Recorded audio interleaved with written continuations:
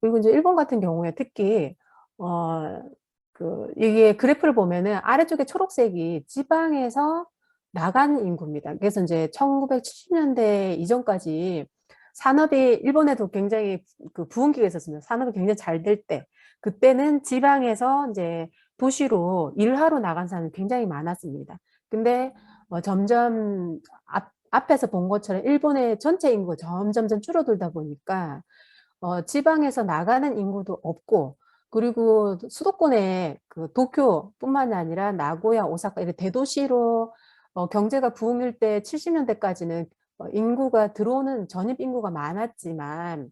어, 그 수도인 도쿄를 뺀 나머지 이제 대도시 나고야나 오사카에도 인구가 들어오는 인구가 별로 없는, 즉 대도시에서도 편차가 심해지는, 한국으로 따지면 서울과 수도권을 제외한 나머지 광역시에 있는 도시 인구도 전입 인구가 점점점 줄어들고 있다라는 그런 양상들이 나타날 것이다라는 거를 일본의 지표를 보고 알게 됐습니다. 그리고 현재 한국에서도 이제 인구의 50%가 이제 경기도뿐만이 아니라 인천, 서울 이렇게 수도권에 다 몰려 있는데, 그런 부분들을 또 시사점이 저기 전라도나 경상도나 이제 강원도 이런 쪽에 도시들의 인구들이 점점점 줄어들어서 결국은 빈집들의 문제들이 더더욱 심각해질 것이다라는 부분들입니다. 그래서 결국은 집이 남아 돌고 부동산이 남아 도는 형태가 나타날 것이고, 그런 빈집들이 어, 새로운 어떤 사회적인 문제로 나타날 것이라는 게 이제 전망이 되고 있습니다. 그래서 이제 일본의 빈집의 증가율을 보면 지금 초록색 부분이 이제 그 주택 이외에 뭐 오피스텔 이런 것들도 점점점 그 빈집들이 늘어나고 있고, 실제 도쿄에서도 오피스텔 안에서 이제 빈집들이 많이 나타나고 있고, 또 독고사 하시는 어른들도 많이 나타나고 있습니다. 그리고 이제 우리나라는 이제 아파트가 굉장히 많지만 일본 같은 경우에는 이제 단독주택도 많기 때문에 그러한 집들도 점점 이 빈집들이 늘어나고 있는 추세입니다. 그러면은 우리가 이 홈스테이징 왜 해야 할까라고 앞에서 제가 잠깐 얘기했던 것처럼 결국은 내 자산의 가치를 올려주는 것뿐만이 아니라 더 떨어지기 전에 내 자산을 지켜줄 수 있는 아마 이 강력한 이제 마케팅 도구가 되지 않을까라고 저는 생각하고 있습니다. 이 홈스테이징 하는 일들이 보면, 즉 할 수 있는 일들을 보면은 이제 뭐 아까 뭐 마당 있는 집 같은 경우에는 들어오는 집의 어프로치부터 해서, 그리고 이제 마당이라든지 주변에 이런 공간까지도 이제 그 꾸미거나 정리를 하거나 아름답게 연출하는 부분들이 있고, 그리고 집 안에서는 이제 그 간단하게 이제 데코레이션 하거나, 또는 여기 아래에 보시면은 그 간단하게 이제 뭐 좀 고장난 부분은 수리까지 할 수 있는, 그래서 어떻게 보면은 우리가 리모델링은 집에 불필요한 가벽이나 내력벽을 좀 일부 철거를 하고 천장을 뜯어내고 하는 이 골조 부분까지 건드리는 거를 리모델링이라 한다면, 홈스테이징은 그런 골조까지 건드리진 않고 간단하게 이제 커버링 할 수 있는 부분까지를 우리가 홈스테이징을 하고 합니다. 근데 이제 그 중에 너무 오래돼서 일부분을 뭐 부분 리모델링 해야 되는 경우도 있지만, 이제 거기까지는 안 가는, 최대한 우리가 이제 팔 집이나 내놓을 집은 최대한 돈을 들이지 않는 범위에서, 그러나 상품으로서 좀 부각이 될 수 있게끔 하는 것이 이제 홈스테이징의 가장 키 핵심이라고 할 수 있습니다. 그래서 가구 배치나 소품이나 페인트 칠을 하거나 해서 큰 돈을 들이지 않고 공간을 개선하는 작업들이라고 할 수가 있겠습니다. 그래서 이제 우리가 홈스테이징에서는 크게 두 가지 방법이 있는데, 하나는 현재 임차인이나 또는 이제 실제 이제 건물주나 어떤 거주자가 있는 경우가 있고, 두 번째는 이제 빈집이나 미분양된 집이나 어떠한 이유로 어쨌든 그 중간 이제 거주자가 없는 집 두 가지가 있습니다. 공실인 형태인데, 첫 번째 이제 거주자가 있는 경우에는 이제 이 사진처럼 보통 저도 이제 뭐 매물을 보러 가면, 아니면 경매 때 이제 그 임장 활동을 하러 이제 가보면 대부분 이제 집을 보여주시는 부분이 이런 부분입니다. 그래서 이제 애들이 키우는 집들은 막 장난감이 막 널브러져 있는데, 어쩔 땐 그 막 밟은 경우도 있고, 아니면 살짝 치워가면서 보는 경우도 있는데,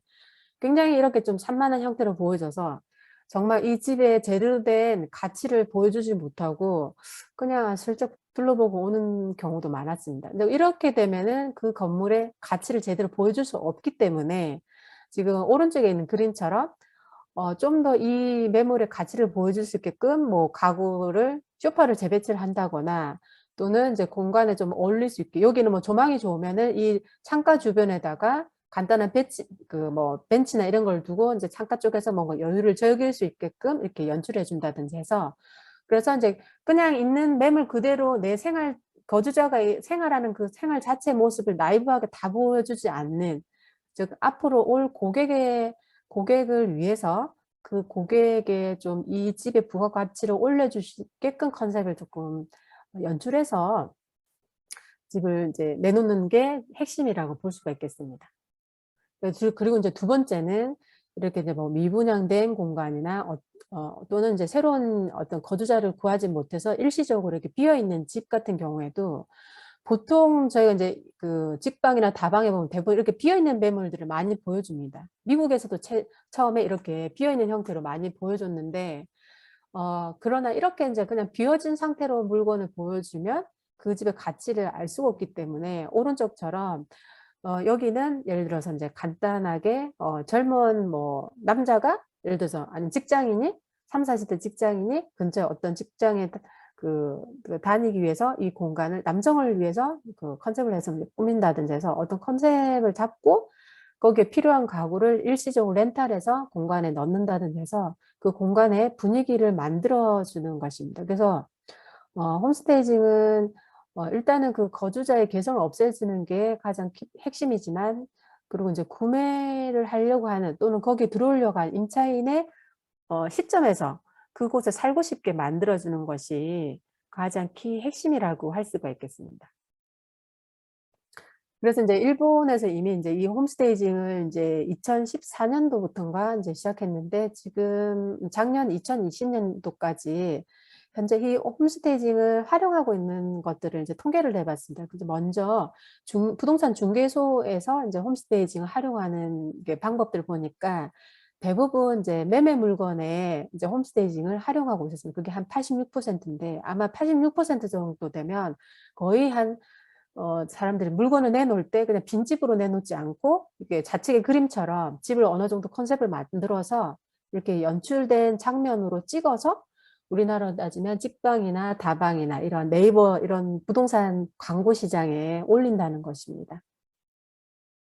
그리고 이제 그 빈집 같은 경우에는 특히 이제 비어서 오랫동안 방치된 이런 집들은 빨리 집을 처분해야 되기 때문에 어,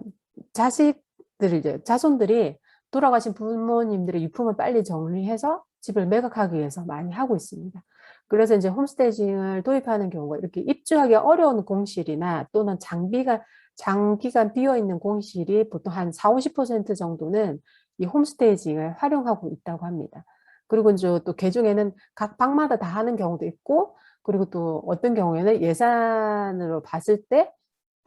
그 집에 어떤 매물로서 좀 키포인트를 보여줄 수 있는 일부분만 보여주기도 합니다. 그리고 이제 임대차 시장에서도 이제 부동산 임대업을 전문으로 하는 곳에서도 이제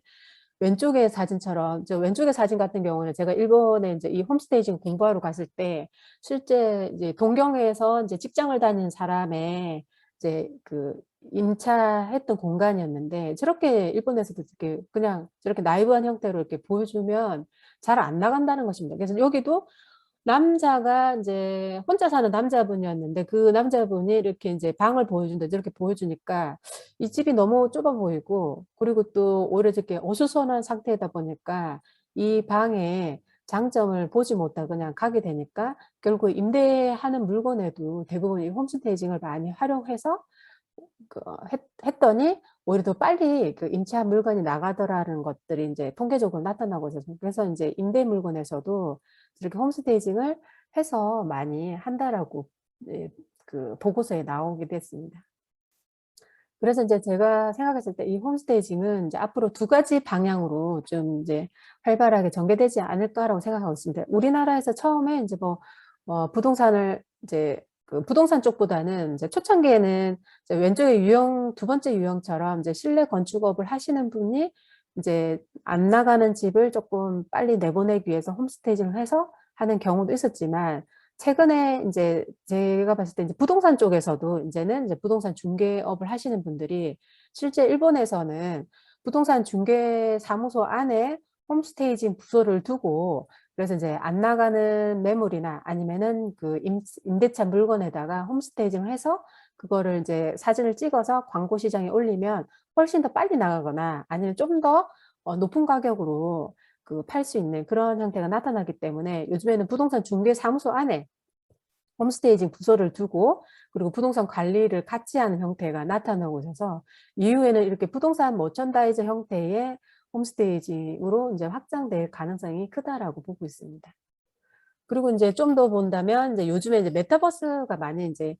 부각이 되고 있고, 앞으로 이제 모든 산업들이 지금 은행권이라든지 학교들도 이렇게 메타버스 공간을 많이 활용하고 있는데, 지금 도요타에서도 이제 그 주택 사업을 하고 있는데, 기존에 우리가 그냥 오프라인 상의 그 주택 전시장, 예를 들어서 모델하우스를 짓는 그 비용보다 훨씬 더 이 메타버스 공간 안에서 가상의 주택 전시관을 지으면 비용적인 면에서 절감될 수도 있고, 그리고 또 여기 아래 그림을 보면은 고객이 자신의 아바타가 그 공간을 대신해서 체험하기 때문에 훨씬 더 몰입감이 있다고 합니다. 그래서 이제 앞으로 부동산에서 홈스테이저가 이제 이런 메타버스 공간 안에서도 어떻게 하면은 매물로서 이제 잘 이제 팔릴 수 있게끔 공간을 가치 있게 연출할지에 대해서 이 홈스테이 전문가가 앞으로 더더욱 이제 전문가 활약이 기대될 거라고 생각하고 있습니다. 그러면 이제 이거를 어떻게 하면 우리가 전략적으로 접근할 수 있을까라고 했을 때, 먼저 앞에서도 잠깐 얘기했지만 홈스테이징은 다 이제 집을 모조리 다 이렇게 정리하거나 모조리 다 보여주는 것이 아니라 어떤 제품으로서 부각할 수 있는 부분을 포인트를 잡는 것입니다. 그래서 이제 이건 하나의 일부의 평면인데, 이 집 같은 경우에는 현관에서 들어왔을 때 바로 보여주는 이 거실의 부분이 이제 포컬 포인트가 된다든지, 아니면은 이제 그 집에 들어왔을 때 거실의 어느 한 부분이 그 집의 이제 포컬 포인트, 즉 메인 상품으로서 부각할 수 있는 공간이 될 수도 있고, 그리고 이제 주방이라든지 각각 침실 등이 될 수도 있습니다. 그래서 예산에 맞춰서 각각의 공간을 포인트를 잡아서 할 수도 있지만, 또는 일부 부분만 그 공간 또는 그 집의 가치를 올릴 수도 있습니다. 그래서 앞에서 봤던 인테리어의 리모델링처럼 전체 골격을 다 뜯어내는 것이 아니라 그냥 상품으로서 가치를 좀 더 올려줄 수 있는 그 세일즈 포인트를 잡아서 하는 것이 키포인트라고 할 수가 있습니다. 그래서 이제 우리가 이거는 보통 이제 우리가 매장의 상점에서 연출할 때 연출 포인트를 점선면으로 잡는데, 먼저 선 같은 경우에는 고객이 움직이는 선입니다. 그래서 이제 우리가 인테리어에서는 동선이라고 부릅니다. 그래서 이제 고객이 쭉 지나가는 그 선에 고객의 어떤 눈이 딱 멈추는 점이 있습니다. 그 점이 연출 포인트가 되고, 그 부분을 우리는 포컬 포인트로 해서 그 부분을 조금 메인으로 잡아서 연출을 하게 되어 있습니다. 예를 들어서 이제 대부분 이런 비어있는 공간들이 부동산 광고 시장에 매물로 나와 있습니다. 그리고 또 이렇게 비어있는 공간으로 저도 실제적으로 매물을 많이 보러 가게 됩니다. 그러면은 여러분들이 봤을 때도 이 공간이 어떤 공간일지 상정이 될까요? 또 이 공간이 어떤 공간으로 이제 활용이 될지 상상하기가 굉장히 좀 어렵습니다. 그런데 자, 이 공간의 첫인상도 어떻습니까? 첫인상도 별로 그렇게 어떤 인상을 주는지 알 수가 없습니다. 그런데 만약에 이렇게 꾸며져 있다면 어떻겠습니까? 딱 고객이 들어갔을 때 거실의 장면이 딱 이렇게 된다면 일단은 와우하게 할 것입니다. 그래서 이런 와우 이펙트를 줄 수 있는 첫인상, 앞에서 얘기했던 초도 효과를 줄 수 있는 어떠한 강력한 공간을 연출을 하는 것입니다. 즉 상품으로서 보여줄 수 있게끔 연출을 하는 것인데, 아까 그 비어있는 공간에 이 가구들은 일시적으로 렌탈해서 들어오는 경우가 많습니다. 그래서 이 매물이 팔려 나갈 때 이 가구를 빼거나, 또는 어떤 경우에는 일본에서도 통계를 내봤는데 이 공간이 너무 좋아서 이 공간에 매물을 사는 사람들이 이 가구를 직접 사가는 사람들도 있다고 합니다. 그래서 수익이 이 매물을 팔므로 인해서 생기는 그 중개 수수료뿐만이 아니라 부수적으로 가구를 판매를 같이 겸해서 하기 때문에 가구를 판매하는 하는 그 마진도 중간 마진도 가지게 돼서 플러스 알파의 이윤을 창출하게 되는 그런 효과도 있었습니다. 그래서